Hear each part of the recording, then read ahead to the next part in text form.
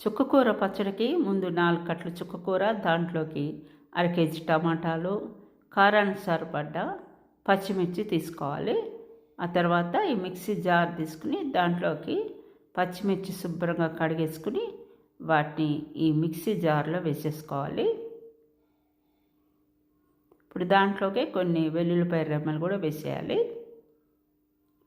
దాంట్లోకి తగినంత ఉప్పు కూడా వేసేసుకుందాం. తర్వాత కొంచెం పసుపు కూడా వేసేసుకోండి. ఇప్పుడు దీన్ని గ్రైండ్ చేసుకోవాలి. ఈ విధంగా చేసుకోవాలి.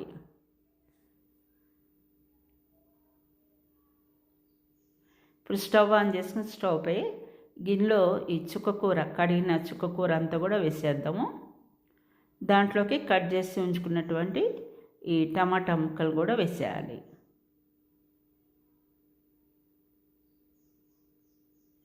తర్వాత మూత పెట్టేసుకుని మగ్గనిచ్చుకోవాలి. చూసారు కదా, ఇప్పుడు దీంట్లోకి మనం పచ్చిమిర్చి మిక్సీ చేసి ఉంచుకున్నాం కదా, ఆ మిశ్రమాన్ని వేసేసుకుందాం.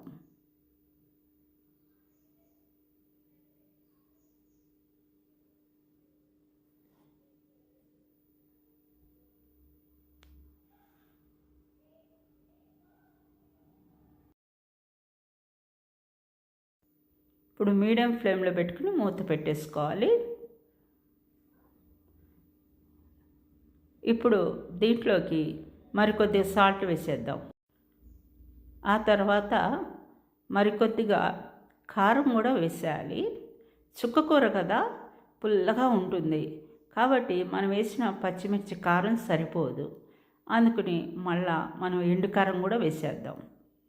ఇప్పుడు మళ్ళీ మూత పెట్టేసుకుని చక్కగా అలా మంట మీడియం ఫ్లేమ్లో పెట్టుకుని ఉడికించుకోవాలి. దీంట్లోకి కొద్దిగానే కొంచెం చింతపండు కూడా వేసేయండి, రుచి కోసం అన్నమాట.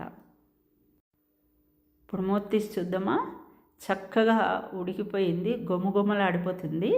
ఉడుకుతుంటే ఇప్పుడు మనం కొంచెం కొత్తిమీర కూడా కట్ చేసుకుని వేసేద్దాం. చక్కగా ఈ రెసిపీ చపాతీలో, పుల్కాల్లోకి, రైస్లో కూడా సూపర్ టేస్ట్గా ఉంటుందండి. ఇలా ఉడికించుకున్నటువంటి ఈ చుక్కకూరని ఇప్పుడు మనం ఏం చేయాలంటే చక్కగా మరి పప్పుగుత్తి తీసుకుని బాగా ఎనుపుకోవాలన్నమాట. ఈ విధంగా ఈ పప్పుగుత్తితో కనుక ఇలా ఎనుపుకుంటే చాలా కమ్మగా ఉంటుంది, అంతా కూడా బాగా కలుస్తుంది కదా,